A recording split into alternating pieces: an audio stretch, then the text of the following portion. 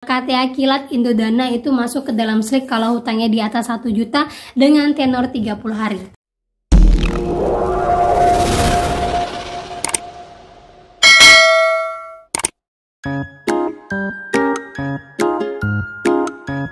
Halo, assalamualaikum warahmatullahi wabarakatuh. Apa kabar teman-teman semuanya? Semoga semua dalam keadaan sehat walafiat. Di hari Jumat ini semoga keberkahan terus menghampiri kita.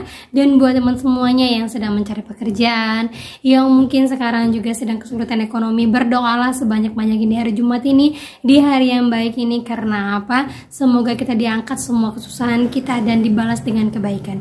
Amin amin ya rabbal alamin. Oke teman-teman, kali ini saya akan membahas tentang curhatan teman saya yang di PHK gara-gara pinjol dan tidak mendapatkan pesangon. Nah, buat teman-teman yang mengalami seperti ini, yuk ikuti simak tips-tips dari saya biar kalian mendapatkan hak kalian. Tapi sebelumnya, buat kalian yang baru aja bergabung di channel saya, jangan lupa klik tombol subscribe-nya, nyalakan notifikasi loncengnya agar terus terhubung dengan saya. Oke teman-teman, ini dia buat kalian.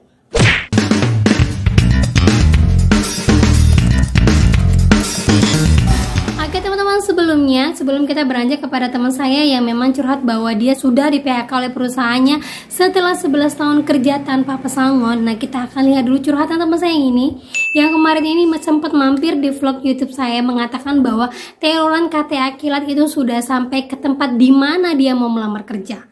Nah, luar biasa teman-teman ya.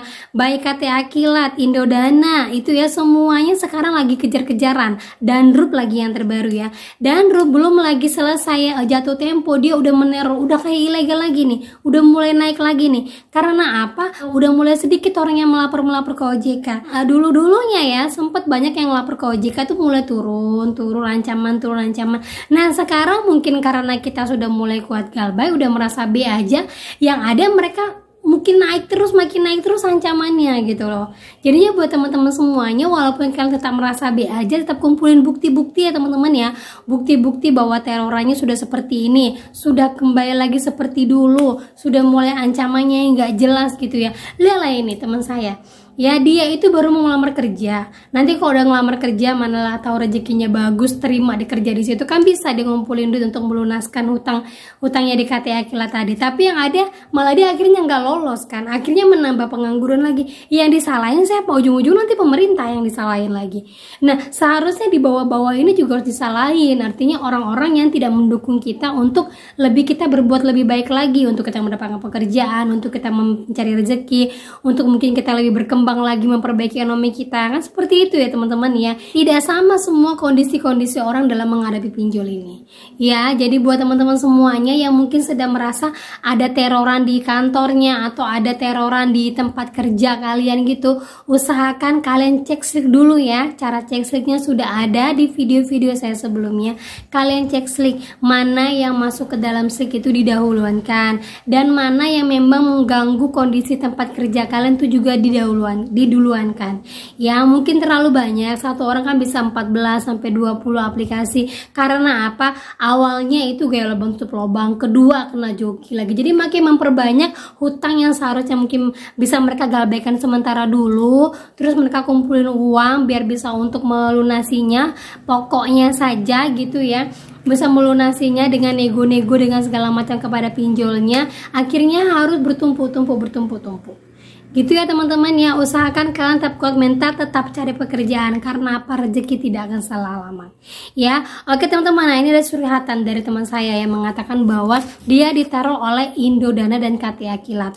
Nah, KTA Kilat seperti saya bilang tadi ya, KTA Kilat ini meneror sampai owner perusahaannya, artinya si pemilik perusahaannya. Akhirnya teman saya diberikan sanksi berat, yaitu di PHK tanpa pesangon. Nah, sementara dia sudah bekerja selama 11 tahun dengan alasan di PHK karena melakukan kesalahan berat. Nah, kita perlu ketahui ya hal-hal yang mendasari yang membuat karyawan itu bisa di PHK. Yang pertama adalah mangkir. Biasanya 5 hari berturut-turut tidak masuk ke dalam kerja, kita bisa mem-PHK-kannya. Masalah pesangon, mungkin kita bisa tanyakan kenapa dia mangkir. Ada alasan tertentu sehingga bisa membuat perusahaan itu untuk memberikan pesangonnya. Yang kedua, kesalahan berat dan dilakukan secara berulang kali. Nah, kesalahan berat ini dimasuk dalam tindakan pidana pidana, yaitu seperti korupsi, merusak bangunan, dan itu melakukan kejahatan atau pembunuhan dalam lingkungan kerja. Ya, itu dalam kategori kesalahan berat. Terus yang kedua, resign. Ternyata misalnya ya, kalau kalian sudah kontrak sebagai karyawan permanen, akhirnya kalian mengajukan resign, yaitu tidak akan mendapatkan pesangon. Ya, seperti itu ya. Yang keempat adalah sakit. Sakit berturut-turut selama berbulan-bulan, tidak ada kabar dan tidak tahu kapan akan sembuhnya. Ini bisa di PHK dan ini bisa mendapat pesangon ya.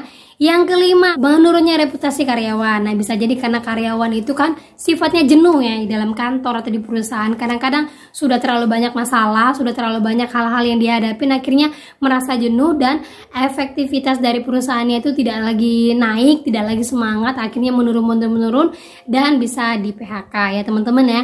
Nah, menurut teman saya ini, dia di PHK karena melakukan kesalahan berat, yaitu melakukan pinjol sehingga pinjolnya tadi atau DC-nya tadi menelpon sampai ke owner. Kalau saya bilang ini bukanlah kesalahan berat, karena dalam kategori kesalahan berat untuk perusahaan itu adalah tindakan pidana yang seperti saya sebutkan sebelumnya tadi ya, yaitu paling parah adalah korupsi sampai mengambil uang perusahaan beratus-ratus juta ataupun berjuta-juta, tapi dilakukan dengan sering kali.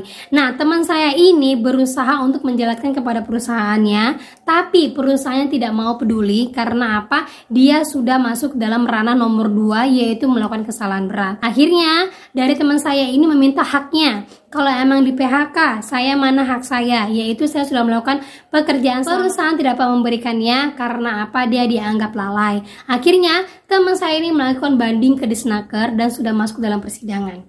Ya, sedang menunggu lagi pihak-pihak persidangan. Nantinya kalau emang setelah disidang ternyata didapati bahwa kelalaian tersebut terjadi kepada perusahaan, maka perusahaan yang pertama wajib membayar pesangon, kalau tidak menyambung ke kontrak kerjanya lagi. Nah, menurut hukum ini, kalau kalian sebagai karyawan melakukan tindakan pidana, maka tidak akan mendapatkan pesangon. Tapi kalau dilihat dari teman saya ini, melakukan tindakan pidananya adalah minjol, tidak merugikan perusahaan, tidak korupsi, tidak sampai merusak barang-barang perusahaan.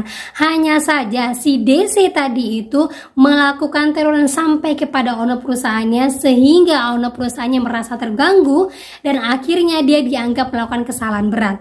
Nah, perlu teman-teman ketahui juga ya, bahwa pinjol itu hukumnya bukanlah pidana tapi perdata, yaitu tertulis. Jadi saya merasa bahwa teman saya ini tetap akan mendapatkan pesangon. Ya, buat kalian semuanya yang merasa seperti ini, ingat ya, kalau kalian di PHK karena pinjol, tetap perjuangkan hak kalian, lanjutkan kepada Disnaker seperti yang dilakukan kepada teman saya. Minta tolong kepada Disnaker, tunjukkan bahwa surat perjanjian kalian, perjanjian kerjanya jangan sampai hilang ya. Surat-surat perjanjian kerja kalian, terus tanda tangan antara kalian dan perusahaan itu dibawa kepada Disnaker. Jadi nanti Disnaker akan menjembatani antara kalian dan perusahaan.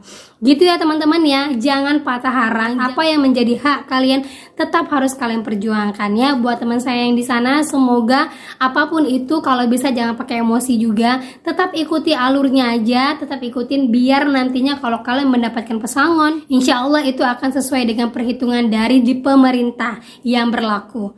Gitu teman-teman ya. Nah, buat teman-teman semuanya yang memang punya pinjaman di KTA Kilat, di Indodana untuk saat ini, kalau bisa ya, karena sudah sangat parah banget ancamannya seperti ini, kalau bisa lakukanlah pencicilan ya, pencicilan. Kalau kalian memang kuat mental, kalau emang kalian merasa bodoh amat, terus kalian tidak bekerja, atau kalian bisa merasa safe dengan diri kalian dan kalian belum ada dana untuk membayarkannya, ya udah nggak apa-apa, lanjutkan aja dulu galbay sampai kalian benar-benar bisa untuk memperbaiki ekonomi kalian. Ingat ya teman-teman nih ya, KTA Kilat Indodana itu masuk ke dalam slik kalau hutangnya di atas 1 juta dengan tenor 30 hari. Nah, untuk kepada pihak-pihak HRD di luar sana, saya harapkan tidak ada lagi lah yang melakukan seperti ini ya. Saya tahu yang namanya HRD itu pasti melakukan seperti ini karena adanya tekanan dari atasan. Cuman kita sebagai karyawan atau sebagai orang yang emang mengerti tentang hukum-hukumnya kepegawaian ini, mungkin bisa menjelaskan kepada karyawan kita bahwa apabila karyawan itu di PHK dengan alasan bahwa karyawan melakukan kesalahan berat, kita bisa kasih tahu sama atasan kita bahwa kesalahan berat yang bisa untuk mem-PHK karyawan adalah tindakan pidana. Tapi kalau yang namanya pinjol bukanlah tindakan pidana. Hukum untuk pinjol sendiri adalah perdata. Jadi buat para HRD, gali lagi informasi tentang pinjol. Jadi kalau seandainya karyawan kalian terjerat pinjol, kalian sudah tahu harus apa. Seandainya pun kalian memang harus terpaksa sekali mem-PHK karyawan kalian, kalian juga harus tahu rule-nya bahwa yang namanya PHK karyawan karena pinjol itu bisa untuk menerima pesangon, kecuali kalau dia sudah mengajukan resign terlebih dahulu karena malu gitu kan, karena malu diteror-teror terus sama perusahaan. Ataupun ada juga sebagian perusahaan yang memang memaksa karyawannya untuk resign dengan alasan biar tidak keluarnya uang PHK tadi.